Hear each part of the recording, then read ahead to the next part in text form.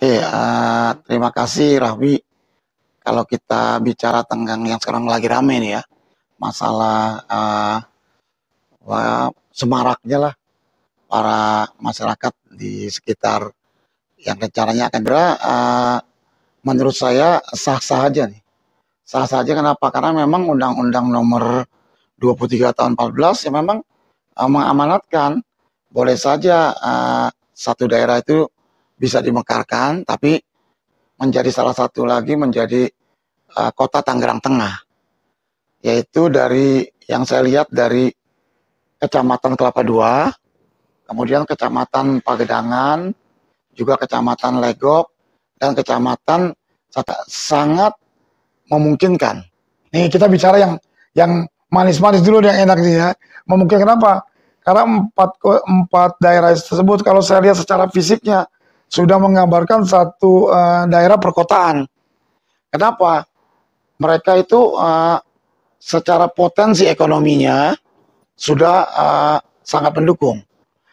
Potensi ekonomi apa dilihat? Satu, pertama PAD. PAD-nya dari mana nih? Pendapatan asli daerah. Pertama dari pajak daerahnya. Pajak daerahnya itu apa? Pajak apa namanya PBB, BPHTB. Kemudian ada pajak lagi, pajak daerah, pajak reklame. Ada pajak hiburan. Ada pajak lagi apa namanya restoran. Ya banyak segala yang lain-lain itu kan. Potensi itu memungkinkan untuk secara mendapatkan PAD yang untuk menghidupkan kalau nanti kota baru itu terbentuk. Itu salah satu dari faktor ekonomi. Nanti ada faktor yang lain. Faktor misalnya kependudukan, faktor misalnya fasilitas kesehatan, fasilitas sekolah yang sudah banyak bagus ya kan. Saya kira itu nanti kita bisa kupas lagi mungkin. Saya kira itu gambaran secara umum saya. Tapi saya bilang tadi ya, pasti nanti ada lagi persyaratan-persyaratan yang bisa nggak kita penuhi. Kendala-kendala lain yang bisa kita lakukan.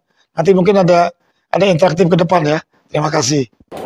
Baik, jadi kalau misalnya dari kacamata Bapak datang bagaimana Pak? Oh iya, terima kasih Mbak Fahmi. Terima kasih Bang sudah hadir di sini. Terima kasih atas undangan. Saya sedikit berpandangan yang berbeda ya terkait dengan riak-riak lah, bisa dibilang riak-riak demokrasi di beberapa wilayah, salah satunya Cisauk, domisili saya di Cisauk. Ya, saya melihat dari awal pertanyaan dulu. Ini sebetulnya pertama, apakah ini merupakan kemauan dari siapa? Terus yang kedua, apakah ini euforia demokrasi?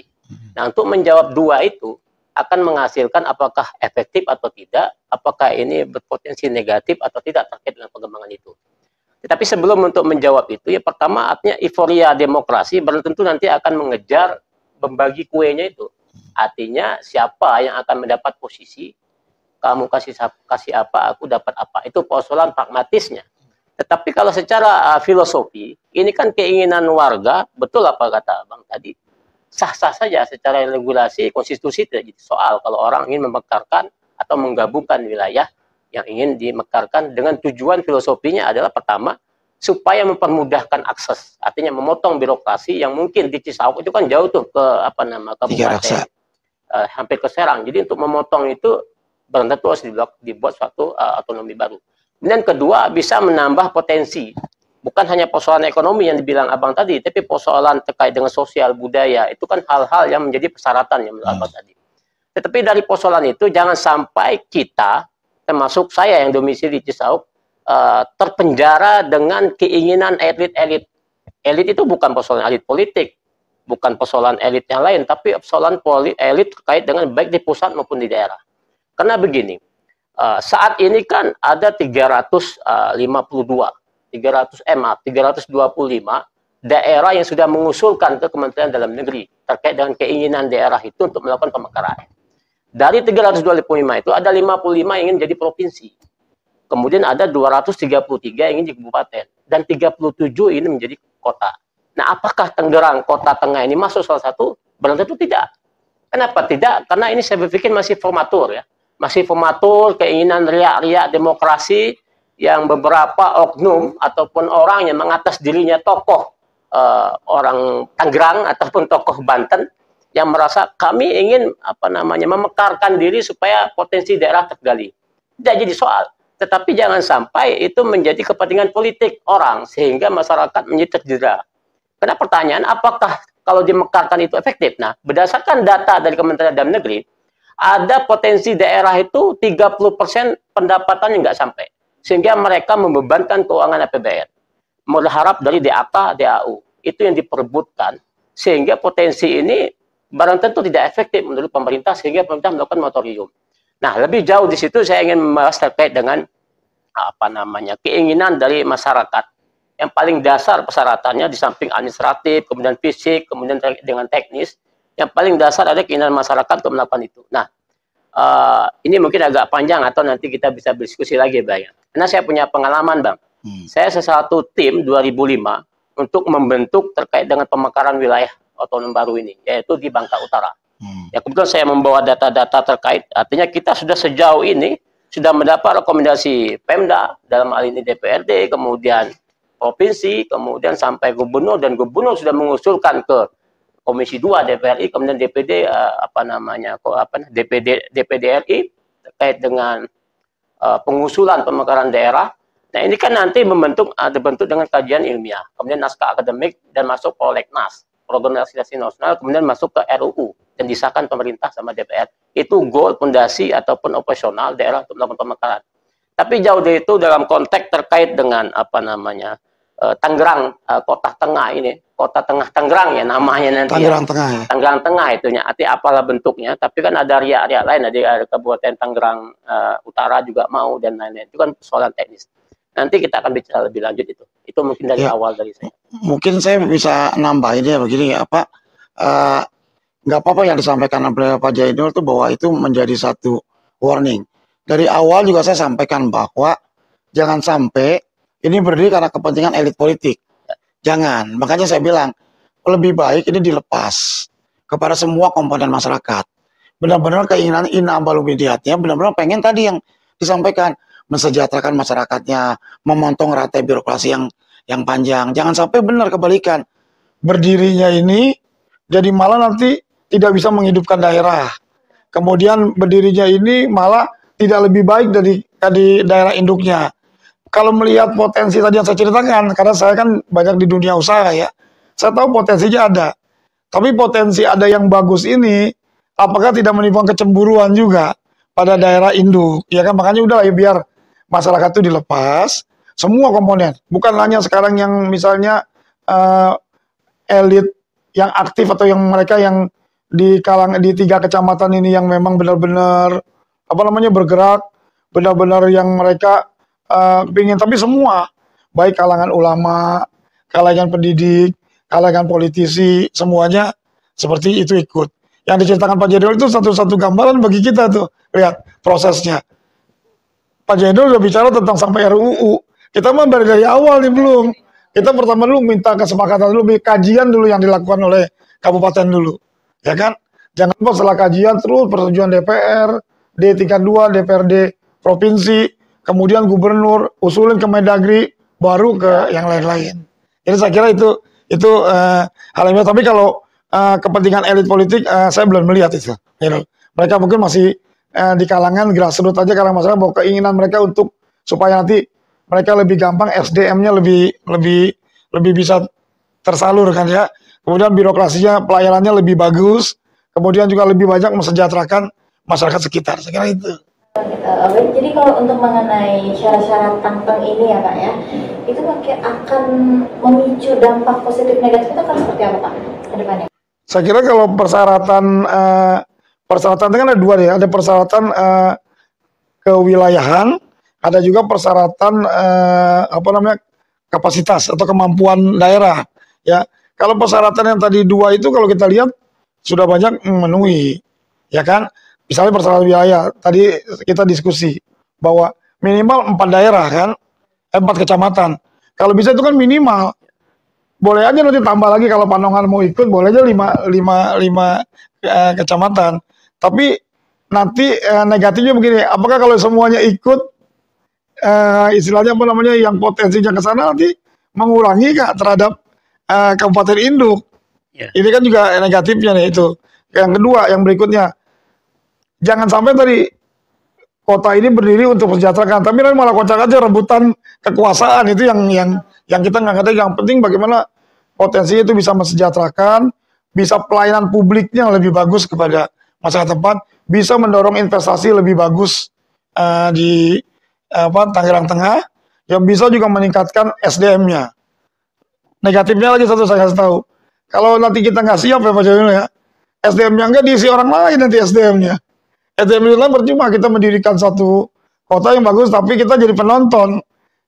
Karena potensi SDM-nya belum mencukupi, misalnya investasi masuk, diminta sarjana persyaratannya. Tiba-tiba di daerah Tangerang Tengah, misalnya masih penduduk aslinya, masih potensi rata-rata SMP atau SMA, kan berat orang luar masuk. Itu kan mungkin akan menjadi mutu ke depannya mungkin Pak, bahan pertimbangannya. Ya itu makanya saya bilang, persiapkan diri kita, semua kesiapan semua masyarakatnya terhadap SDM-nya juga. Supaya nanti kalau ini terbentuk, kita sudah bisa mengisi posisi-posisi yang memang untuk masyarakat asli atau masyarakat Tangerang Tengah. Dan biasanya kalau misalnya ada suatu, kita mau membangun tentang tentunya, apabila itu lebih kepada merajuk meningkat, perkembangannya bagus, biasanya memang akan berlomba-lomba Pak. Satu masuk, sehingga mungkin menurut saya itu yang menjadi syarat, mengapa syarat yang jadi ketat, syarat yang jadi banyak. Tentunya salah satu tadi Bapak bilang mengenai harus sarjana, itu belum lagi dengan syarat-syarat lainnya. Karena kenapa beberapa orang itu yang membuat, wah ini bagus gitu, ini menarik, ini dia, jadi itu bisa jadi balik lagi tentang kepentingan pribadi itu loh Pak. Ya nggak, harapan kita kan tetap berdirinya Tangerang Tengah ini bisa sedapat mungkin memanfaatkan semua potensi yang ada di dalam. Maksudnya kalau dilombain kemudian ini bagus, nanti persiapannya sekarang udah digital, sudah banyak, tapi SDM masyarakatnya belum bisa memenuhi, itu kan kasihan. Kan nggak mungkin ini berhenti diisi oleh orang dari luar dong. Saya berharap UGD Tangerang Tengah bisa diisi oleh orang-orang yang memang ada dalam masyarakat dalam Tangerang Tengah. Saya kira gitu. Harapan kita gitu. Untuk pandangan Bapak gimana Pak? Ya gini, apa namanya, tadi pembicaraan Mbak ini terlalu jauh ya, tapi sudah proses, itu kan harapan. Ya kalau anak muda bilang tuh kayak PHP lah, membeli harapan palsu. Jangan sampai itu terucap oleh kalangan generasi muda. Tapi saya ingin melihat dari perspektif berbeda ya. Nah kalau kita melihat dari, kalau keyakinan saya ini, kalau ditanya, apakah akan terwujud secepat mungkin? Nah feeling saya, 2030 tidak akan terwujud. Kenapa tidak akan terwujud? Pertama saya melihat dari persoalan yang berkembang saat ini. Saya di Cisauk sampai hari ini, saya tanya sama RT saya semalam waktu nonton bola, tapi sayang Bang, timnas kita kalah. Tapi itu persoalan lain. Belum menang Pak. Belum menang. Makanya saya sambil nonton bola, saya tanya sama kawan-kawan RT, ada nggak riak-riak mendengar terkait dengan keinginan sekelompok orang untuk mengundang kita diskusi? Tidak ada. Artinya informasi ini hanya di tataran atas. Tataran bawah tidak mengetahui ada keinginan itu. Nah itu persyaratan yang paling penting, apa kata Bang tadi. Keinginan aspirasi masyarakat itu harus disampaikan, apa bentuknya. Ya belum tentu bentuknya secara formal ya, bukan hanya secara lisan. Nah kemudian kita bicara terkait dengan persoalan yuridis. Tadi filosofis, sekarang yang kedua ada yuridis. Nah terkait yuridis, apa yang kata Bang Binadi, tanggal pasal Undang-Undang 23 tahun 2014 dengan pemekaran tentang pemerintahan daerah, perubahan dari Undang-Undang 32 2004, itu kan jelas mengatakan di pasal 31 itu ada celah. Pasal 31 itu ada lubang. Pertama, satu, bagi pemekaran daerah, kemudian penggabungan daerah. Ada dua, penggabungan daerah dan pemekaran. Nah, kemudian di pasal 37 itu diatur persyaratannya ada tiga yang paling besar, persyaratan teknis, persyaratan administratif, persyaratan teknis, dan ketiga persyaratan fisik. Nah, kata Abang tadi persyaratan administratif ya belum tentu dari bawah. Dari saya berpikir lebih baik di referendum. Artinya ada keinginan masyarakat, seperti apa pengolahan melibatkan tokoh masyarakat, tokoh agama.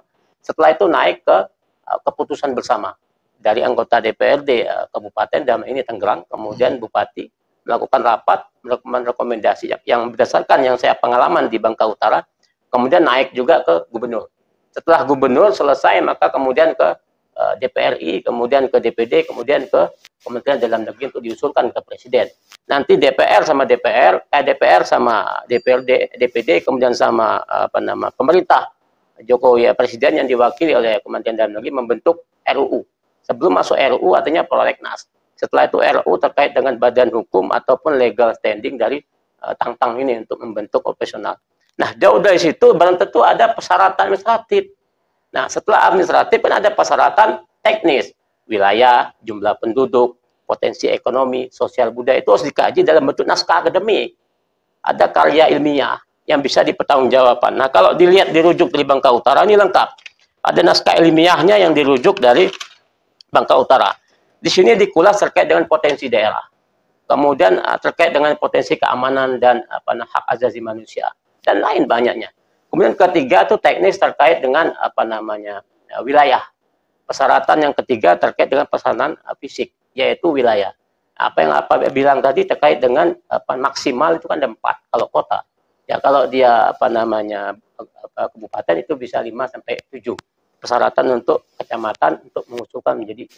Nah, setelah itu, setelah karya ilmiah dan lain-lain, kemudian potensi daerah dibentuk secara akademis, mau diusulkan ke pemerintah, dalam ini pemerintahan pusat. Nah, ini yang belum saya lihat di Tangerang. Saya tidak tahu siapa oknum yang orang ataupun badan hukum ataupun siapalah yang menyatakan dirinya adalah tokoh untuk mengusulkan Tangerang Utara. Ini saya berpotensi terkait dengan kepentingan elektoral 2024. Bisa saja kita berasumsi keinginan seseorang ataupun kita tidak menuduh orang, tapi keinginan dia mungkin untuk menaikkan elektoral 2024 bisa jadi. Karena saya melihat tidak ada persiapan sama sekali dari tim presidium itu untuk melakukan kajian ilmiah. Paling tidak, saya rasa di Tangerang ini banyak sekali orang-orang yang intelektual dalam hal merumus terkait dengan naskah akademik. Undang mereka dari faktor apa, seperti apa membentuk itu, sehingga bisa untuk membentuk naskah akademik yang akan diusulkan ke pemerintah. Itu terkait dengan teknis. Nah, kemudian terkait dengan cara ya, yang kita tahu itu ada 4 cara menurut saya, Bang. Ada 4 cara. Pertama, belum tentu mengikut aturan peraturan perundang-undangan, itu pasal Undang-Undang 23 terkait dengan pemerintahan daerah. Dari bawah naik sampai ke atas. Cara kedua dari atas, jadi top down. Dari atas itu kita tidak perlu menunggu dari pemerintah daerah. Karena kepentingan pemerintah daerah sangat kuat. Kita diskusi sama Abang, bisa jadi Pak Zaki setengah hati, aku kasih, sumber keuangan itu berkurang. Jadi kan artinya ada pertanyaan dalam hati dia, ya ngapain aku kasih kekuasaan sama orang yang baru, sementara aku bisa mengelola, kan begitu. Menurut pandangan kita begitu. Artinya tidak ada sejarahnya pemerintah daerah yang memposisikan dirinya sekarang menjabat, mengusulkan memekarkan wilayahnya. Tidak ada. Yang ada selama ini dari bawah yang meminta dimekarkan. Nah, ini yang menjadi soal, sehingga kalaupun cara ini tidak bisa, maka ada cara kedua dari atas ke bawah. Ini yang dilakukan oleh kawan-kawan Bangka Utara, langsung ke DPRI, anggota DPR minta tanda tangan supaya mereka membentuk pansus. Jadi panitia khusus untuk membentuk RUU terkait dengan program legislasi nasional. Nah, itu kan kalau pansus kan teknisnya 30 orang anggota DPR, perimbangan fraksi bisa untuk mengusulkan kepada pimpinan DPR untuk membentuk pansus. Nah, kalau itu tidak bisa, ada ruang di pasal 47 itu terkait 37 terkait dengan kondisi strategis nasional. Nah, posisi strategis nasional ini kan kacamata dari pusat. Apakah Tangerang ini salah satu aset nasional? Contoh kayak di Bangka Utara, itu kan perbatasan dengan Laut Natuna. Artinya posisi strategis terkait dengan keamanan dan pertahanan negara. Bisa saja ditunjuk oleh Presiden Jokowi sebagai posisi strategis, maka pemerintah bisa menunjuk itu langsung dimekarkan tanpa dari perwakilan dari bawah, dari DPRD, bupati, kemudian provinsi. Nah, kalau Tangerang ini salah satu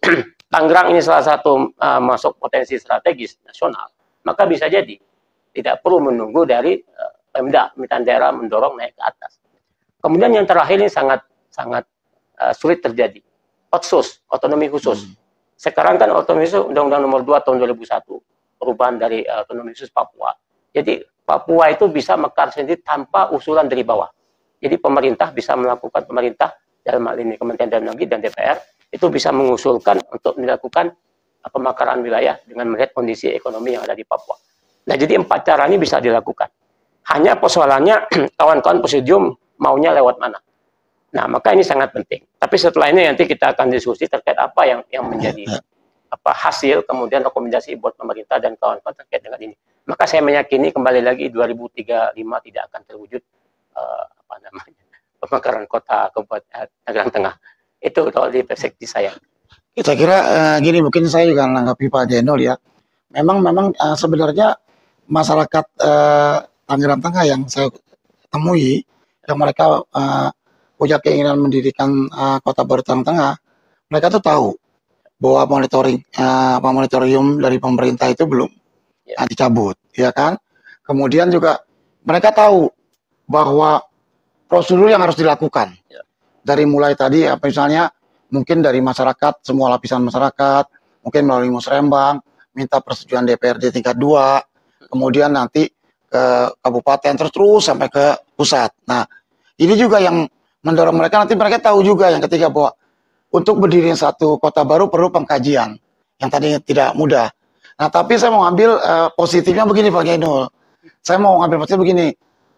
Mereka itu biar mereka berkembang sendiri. Kita sambil menunggu monitoring, tapi persiapan dilakukan.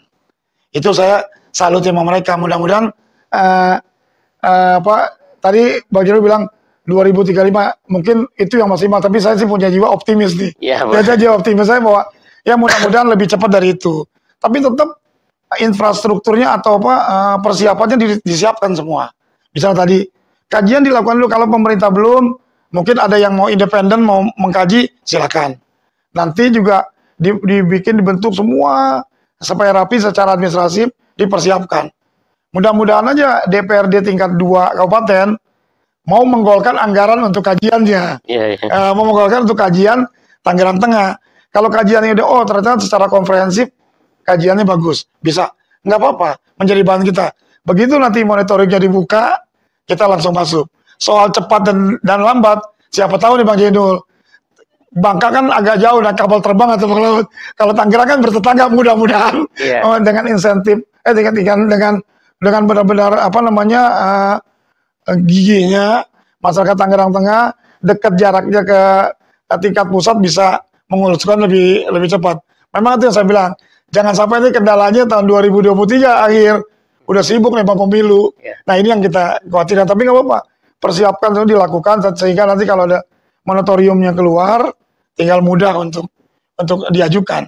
Jadi saya tetap optimis bahwa dalam arti kami yang juga penyelenggara pemerintah, yang tadi saya bilang ya sah saja. Saya menyambut baik aja kalau memang masyarakat Tangerang Tengah ingin membuat kota baru dengan ina amalu mudiat yang benar. Pertama adalah tadi ya, kesejahteraan masyarakatnya, pelayanannya lebih baik, memendekkan rentang birokrasi. Yang ketiga, meningkatkan SDM-nya sehingga bisa menyerap tenaga kerja dari sekitar masyarakat Tangerang Tengah kepada pemerintahan yang baru. Saya kira itu. Ya. Kita bicara yang enak-enaknya ya Pak ya. Nah jadi kalau misalnya apabila nanti 2024 ada support dari DPRD provinsi, benar kan? Nah nanti di situ kalau misalnya perkembangannya ternyata ini gagal, kita bicara begitu gagal, apakah Bapak masih bisa? Enggak, sebenarnya gini, DPRD provinsi kan nanti menunggu dari kajian dari bawah. Kalau dari masyarakatnya, lapisan semua masyarakatnya sudah hampir semua dinilai tadi yang Pak Jainul bilang, benar-benar kelihatan nih gemanya semua masyarakat menginginkan untuk terbentuknya Tangerang Tengah. Nanti kan aspirasi itu akan ditangkap oleh DPRD tingkat 2 dong. Nah itu dulu dibereskan semua, dibuat kajiannya, semua selesai. Nanti kan Pak Bupati akan mengusulkan kepada tingkat provinsi. Nah, itu dikaji di DPRD tingkat 1. Kalau bicara gagal ya saya mah secara optimis ya jangan sampai gagal. Harus berjuang terus dimanapun kalau memang itu sudah memenuhi syarat. Sudah memenuhi syarat, sudah mendapatkan persetujuan dari pemerintahan induknya, udah nggak ada alasan lagi kita untuk tidak berjuang. Terus pasti. Iya, asal memang benar-benar ini suara dari masyarakat dan disetujui oleh pemerintahan induknya gitu ya. Ya. Saya sedikit menanggapi dari abang kita ini. Ya ini kan tadi jangan sampai sibuk dengan pemilu 2024 dan kita doakan beliau terpilih lagi kan. Amin. Sehingga beliau bisa komitmen megang itu. Karena kalau tanpa dari beliau juga, tanpa dari konstitusi DPRD nggak bisa juga jadi rencana ini. Tapi saya menanggapi begini, kita mengapresiasi lah semangat, keinginan kawan-kawan itu, tapi harus realistis. Dengan kondisi pandemi seperti ini, dengan menggunakan anggaran yang begitu besar, situasi normal juga sulit. Apalagi dengan situasi seperti ini. Saya tidak pesimis. Saya tidak pesimis karena ini kawan-kawan kan punya hak konstitusional untuk mengajukan itu. Karena beberapa pengalaman yang saya lalui sekarang 2005 sampai hari ini belum selesai. Meskipun semua sudah clear, Hanya persoalan moratorium yang dilakukan oleh pemerintah belum dibuka karena kajian tadi ternyata tidak efektif. Nah, maka dia itu yang pertama, bahwa kalau boleh usul kepada kawan-kawan presidium ini, pertama mereka harus membuat blueprint apa sebetulnya, sehingga dari blueprint kan bisa kelihatan tuh SDM dan macam-macam itu bisa dikaji di situ. Kemudian kedua, melibatkan para akademis. Kan banyak akademis yang profesor, doktor di sini untuk mengkaji, untuk membuat naskah akademik. Nah, sebelum melakukan rancangan undang-undang kan ada naskah akademik. Naskah akademik itu cikal bakal untuk membuat RUU. Setelah RUU kan ada pasal-pasal turunan dari naskah akademik, kemudian masuk ke prolegnas. Setelah disahkan oleh DPR, prolegnas kemudian baru masuk ke pansus, panitia khusus untuk membentuk RUU itu menjadi undang-undang. Itu kan proses lobby politik sangat kuat sekali. Ya, mudah-mudahan Abang bisa untuk melakukan itu, karena pendanaan sangat kuat. Kalau setengah-setengah, jangan harap. Makanya kalau tidak ada kekompakan, 2035 saya pesimis tidak akan terwujud. Itu satu. Maka yang rekomendasi buat pemerintah, ini kan persoalan pasal Undang-Undang 23 2014. Ini kan sebetulnya memang sudah diketatkan, sangat ketat sekali terkait dengan pemekaran wilayah. Nah, hemat saya lebih baik itu direvisi. Kenapa direvisi? Salah satunya adalah memunculkan sanksi. Jadi dengan persoalan yang terjadi saat ini, banyak pemekaran ternyata tidak efektif dipandang pemerintah, maka harus dibuat regulasi yang baru atau revisi dari undang-undang untuk membuat sanksi. Jadi bagi pemerintah induk yang merekomendasikan untuk melakukan pemekaran, jika jangka waktu tidak efektif, ternyata membebankan keuangan negara, maka dikasih sanksi. Karena itu sanksinya administratif, bukan pidana. Maka itu harus dimasukkan dalam rumus RUU, ataupun kalau mau diusulkan revisi. Kemudian kedua, membuat lembaga khusus, lembaga pembinaan dan pengawasan. Lembaga ini akan membimbing orang-orang ataupun inspirasi masyarakat. Bukan kita tidak percaya dengan DPR ya, bukan tidak percaya sama DPR, Bang. Artinya kalau masuk DPR kan intrik politiknya sangat kuat. Tapi kalau ada lembaga independen ditunjuk oleh pemerintah untuk mengawal ini, sehingga mereka melakukan perapian administratif tadi, persyaratan administratif, kemudian mengusul ke pemerintah, itu harus dibentuk. Kemudian ketiga terkait dengan pembentukan lembaga, sanksi. Kemudian ketiga itu terkait dengan pemerintah harus melaksanakan pasal 47, artinya penggabungan wilayah. Sampai merdeka sehingga hari ini tidak ada program pemerintah untuk melakukan penggabungan wilayah. Pemerintah selalu bilang bahwa ini tidak efektif, membebankan keuangan negara. Kalau begitu serius dong melakukan penggabungan penggabungan daerah. Artinya wilayah yang sudah dimekarkan, kalau ini tidak efektif maka digabungkan kembali. Apakah ini persoalan mudah? Sangat sulit karena ada pembagian kekuasaan di situ. Nah, ini yang menjadi soal. Maka kesimpulan saya, pertama, kawan-kawan yang mengaku diri sebagai studium untuk membuat blueprint. Kemudian kedua, kemudian membentuk tim yang serius. Dan tentu Abang yang sebagai anggota DPR memiliki partisipasi di bawah untuk menggali potensi ini. Apakah benar ini dari keinginan murni masyarakat, ataukah ada oknum yang bermain sehingga untuk kepentingan pribadi. Ini menjadi soal, sehingga digulirkan menjadi bola salju yang besar, membentuk naskah akademik, membentuk tim yang kuat, sehingga baru bisa dilaksanakan terkait dengan RUU. Ini belum tentu tim yang solid. Makanya saya optimis kalau ini sudah dibentuk sejak awal, bisa-bisa jadi sebelum 2035 bisa terbentuk. Tapi kalau belum ada wujudnya, sampai hari ini kan tidak ada wujudnya, Bang. Baru teriak-teriak, riak-riak, narasi-narasi yang dari luar, sehingga membuat masyarakat, apakah sudah tepat? Apakah sudah ada kajian? Ini yang akhirnya membuat, tanda kutip, menyesatkan masyarakat.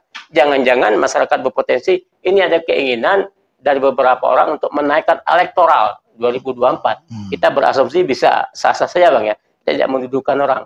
Apakah ini ada keinginan dia untuk menaikkan elektoral 2024 supaya dia menjadi terpilih lagi atau membesarkan partai tertentu, kita tidak tahu itu. Tetapi kalau ini serius, ayo dong undang kawan-kawan, undang akademisi, tokoh masyarakat, bentuk serius.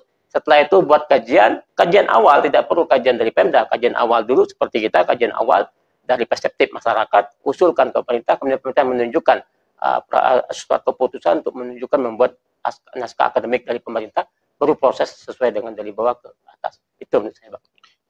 Ya baik, jadi kalau menurut Bapak kan tadi optimisnya tinggi sekali Pak ya.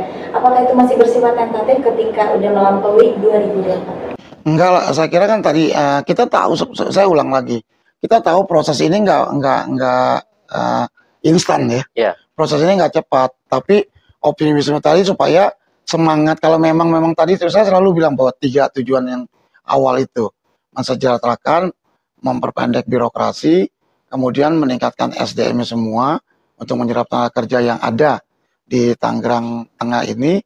Saya tetap harus api semangatnya jangan berkurang. Hanya tadi yang Pak Jenny bilang itu saya setuju satu.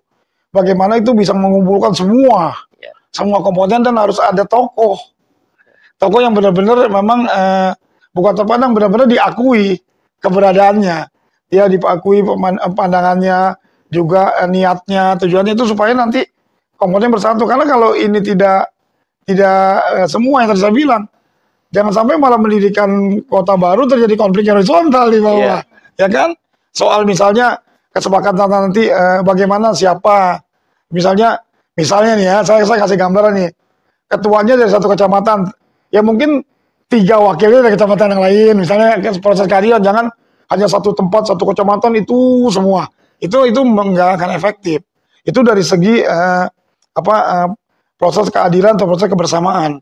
Belum nanti melibatkan komponen lain tadi, bagaimana menarik semua anggota DPR sebagai representatif dari masyarakat itu bisa benar-benar sama mendukung semua, ya kan? Terutama yang mereka berasal dari dapil di Tangerang Tengah. Belum nanti kalangan ulamanya tadi semua, kalangan pendidiknya, kalangan dunia usaha juga penting. Karena nanti mereka yang menopang nih, investasi apa semua, PAD, nanti bayangin tadi saya bilang, pendapatan besarnya dari pajak daerah. Berarti sangat menggantungkan benar sama investasi, ya kan? Dari pajak daerah, yaitu PBB, apa yang lain. Sebelum potensi pajak lain dibagikan, ya kan? Sekarang rata-rata, Bang Jeno, oleh rata-rata nih ya, provinsi atau ini banyak itu mengandalkan PAD-nya dari pajak. Seperti provinsi dari pajak kendaraan bermotor, ya kan? Mungkin Kabupaten Tangerang banyak dari pajak PBB, PHTB, pajak reklame dari pajak semua. Itu kan potensi sebenarnya uangnya dari kita juga. Tapi yang produknya dari daerah itu apa? Nah itu harus dikaji juga. Makanya nanti perlu benar kajian yang secara komprehensif, kajian yang benar-benar melihat potensi semua, layak atau tidak kota ini terbentuk. Cepat dan lambatnya tergantung perjuangan. Kalau memang itu ternyata layak, bagus dilihat, juga pemerintah pusat, oh dia benar potensinya bagus untuk meningkatkan yang lain-lain, mungkin bisa lebih cepat. Oke, baik, Bapak menanggapi. Ya, saya sebetulnya setuju ya. Artinya apa yang disampaikan Abang kita tadi, itu kan harapan masyarakat. Dan tentu beliau lebih paham karena beliau punya konstituen di bawah. Beliau pasti tahu apa keinginan pemilih dia kan. Nah, sehingga muncullah wacana ini. Nah, tapi paling penting saya bilang tadi ada blueprint. Yang Abang bilang tadi kan terkait potensi daerah. Masa kita tergantung sama pajak kan tidak mungkin. Artinya ada bagaimana menggali potensi daerah yang lain, dalam ini investasi dan lain. Tapi kan itu harus dibentuk blueprint. Blueprint tim ini kan setelah tim Rosid kan harus ada blueprint. Seperti apa potensi itu yang digali, yang sudah ada, yang belum ada, sehingga bisa membuat masyarakat tahu ternyata kalau terjadi pemekaran seperti ini loh, dampak efeknya sangat besar buat masyarakat. Peluang kerja bertambah, sumber daya SDM juga bertambah. Jangan sampai dia bilang ternyata sudah jadi kota, nggak tahu ya, yang bekerja PNS-nya orang luar umpamanya, nggak taunya yang kerja di pabrik orang luar. Karena SDM kita nggak siap, nggak ada yang sarjana atau nggak ada yang tamat SLTA, sehingga menjadi orang ya cuma juga kita ngasih panggung kepada orang lain. Kan keinginannya untuk membangkitkan perekonomian masyarakat. Nah itu yang paling penting menurut saya, rekomendasinya 2 aja. Pertama membentuk blueprint, kemudian kedua membentuk tim yang solid terkait dengan keinginan itu. Artinya beberapa sektor agama, kemudian tokoh masyarakat yang dilibatkan sehingga membentuk tim ini solid, membentuk kajian ilmiah dan diusulkan oleh pemerintah. Kalau terkait dengan proses lama cepat itu tergantung dinamika politis yang ada di daerah. Karena ini kan ada persoalan politis juga terkait dengan pengusulan dan kemudian rekomendasi. Itu menurut saya. Ya, kembali lagi di Kopi Darat dan Kopi Pintar Dialog Track ya Kak. Jadi tadi mengacu pada pro kontra dari keduanya, mungkin dari tanggapan Bapak terlebih dahulu, seperti apa Pak kesimpulan dari semuanya? Oh ya begini, tadi sudah saya sampaikan, kesimpulan saya tentu ada 2 ya. Pertama bagi pemerintah pusat ya, untuk melakukan revisi undang-undang. Itu kan Undang 23 2014 tentang pemerintahan daerah itu perlu revisi. Kenapa? Khusus terkait pemekaran ini ya. Kenapa? Pertama, itu harus dilakukan pemberian sanksi terhadap pemerintah induk yang mengusulkan. Karena kalau setelah dikaji, setelah dia mekar, ternyata dia tidak efektif, membebankan keuangan negara, maka dikasih sanksi. Tentu sanksi administratif. Terus yang kedua, membentuk lembaga profesional, dalam hal ini pembinaan dan pengawasan, untuk membimbing pemerintah daerah untuk mengusulkan kepada pemerintah dalam hal kajian akademis, kajian naskah akademik dan lain-lain. Kemudian yang ketiga itu terkait dengan satu pintu. Tadi saya bilang ada 4 pintu ya, bisa lewat atas itu. Karena kepentingan politik dari bawah langsung tembak ke atas, minta rekomendasi DPR RI, DPD, kemudian mengusulkan RUU, karena DPR mempunyai kewenangan untuk mengusulkan prolegnas. Sehingga dia mengusulkan RUU, sehingga terbentuklah, diketok palu, terbentuk pemerintah itu. Tanpa usulan dari pemerintah daerah. Nah, kemudian ada juga dari otsus, otonomi khusus. Kita tidak mengecilkan kawan-kawan di Papua, Aceh, dan Jogja, segala macam. Tapi mereka kan dikasih otonomi khusus, artinya mereka punya kebebasan, tidak perlu dari bawah. Presiden sama DPR bisa mengusulkan langsung menjadi otonomi daerah. Kemudian yang ketiga itu bisa lewat kepentingan strategis nasional. Ini kan subjektif dari pemerintah. Kalau pemerintah berpikir bahwa Tangerang dan strategis, maka dia tunjuk langsung jadi mekar. Jadi maka ada banyak pintu orang ataupun aspirasi masyarakat untuk mengusulkan pemekaran daerah. Maka hemat kita dikunci dalam undang-undang ini untuk direvisi. Salah satunya lewat satu pintu pemerintah saja. Dari bawah terus sampai ke tingkat 1, tingkat 2, sampai ke tingkat 2, tingkat 1 sampai ke DPR, DPD, dan pemerintah. Itu yang harus rule of law-nya terus dibuat begitu. Jangan sampai dikasih ruang begitu banyak. Nah, kemudian yang ke rekomendasi untuk kawan-kawan formatur tadi kawan-kawan tim yang menyatakan dirinya tim untuk membentuk salah satu tim perumus, maka blueprintnya harus dibuat. Kemudian yang kedua terkait dengan tim yang harus solid. Maka ini penting. Dan kemudian yang ketiga terkait dengan kawan-kawan yang ada anggota DPR, kayak Abang dan lain-lain. Itu kan anggota DPR yang punya kewenangan, yang punya kekuasaan untuk menentukan rapat bersama, diperintah oleh undang-undang untuk melakukan rapat bersama dengan pemerintah daerah untuk mengusulkan ke atas. Maka kalau memang Abang komitmen, optimis sebelum 2035 terbentuk, maka ini kan ada kepentingan politik 2024. Maka masyarakat yang mungkin konstituennya melihat Abang komitmen, ya ditodong dong. Bang, kalau Abang mau berjuang buat kami, Abang harus buat fakta integritas. Kalau Abang berani membuat fakta integritas, memperjuangkan otonomi ini, maka kami siap memilih Abang. Sekarang tanya sama beliau, apakah siap untuk membuat fakta integritas, memperjuangkan hak masyarakat? Ini yang harus penting dilihat, sehingga ada komitmen terikat. Kawan-kawan anggota DPR itu hanya sekedar ngomong saja, tapi kalau ada fakta integritas, mereka mau berani untuk memperjuangkan ini, maka itu sangat penting. Maka kesimpulan saya hanya dua itu. Memegang, mengunci kawan-kawan anggota DPR supaya tidak belak-belok kata orang itu kan. Untuk mengunci supaya dia komitmen dengan fakta integritas, kalau terpilih dia tidak memperjuangkan ini. Kemudian kedua membuat blueprint, dan terakhir membuat tim yang solid untuk membuat kajian ilmiah. Itu dari saya terakhir. Terima kasih. Jadi kalau untuk kesimpulan dari Bapak Dewan gimana Pak Sahri? Saya kira tadi pertama ya, otoritas atau berdirinya daerah otoritas baru, saya sangat menyambut, ya kan? Kalau tujuannya tadi pertama adalah mensejahterakan masyarakat wilayahnya, memperpendek rentang birokrasinya dengan memberikan public service yang lebih baik kepada baik masyarakatnya maupun investasi. Yang ketiga, bisa meningkatkan SDM-nya masyarakat yang sekitar masyarakat wilayah Tangerang Tengah ini dengan bisa menyerap tenaga kerja atau mengurangi pengangguran. Itu saya setuju. Itu yang pertama itu kan. Nah, tinggal prosesnya dilakukan. Saya bilang tadi kan, kajiannya dilakukan. Kalau kajiannya memang undang-undang sekarang mengisyaratkan harus memenuhi itu, kajian secara komprehensif, dari mulai dukungan dari masyarakat, lapisan semua masyarakat, kemudian DPRD tingkat 2, Bupati, DPRD tingkat 1, Gubernur, kemudian rekomendasi Depdagri dijalankan, asal kita nih goodwill kita semua yang orang-orang anggota dewan atau yang penyelenggara pemerintah punya goodwill baik karena tujuan tadi itu jalan. Yang ketiga, saya tetap mendorong kepada masyarakat untuk semangat terus. Karena memang dia tidak salah. Karena undang-undang payung hukumnya ada. Silakan kalau memang potensinya ingin dimekarkan wilayah, tapi benar-benar semangat di jalan gerakan semua lapisan masyarakat setujui semua nanti sehingga itu bisa berlangsung. Jadi kalau itu semuanya yang menjadi niat kita, niat baik kita, ya insya Allah, ya kan? Kita berjuang sama. Kalau ditanya anggota dewan, saya pribadi, saya setuju kok kalau yang terbentuk. Asal prosedur jangan dilakukan yang tadi. Jangan sampai berdiri satu kota baru marah membebani.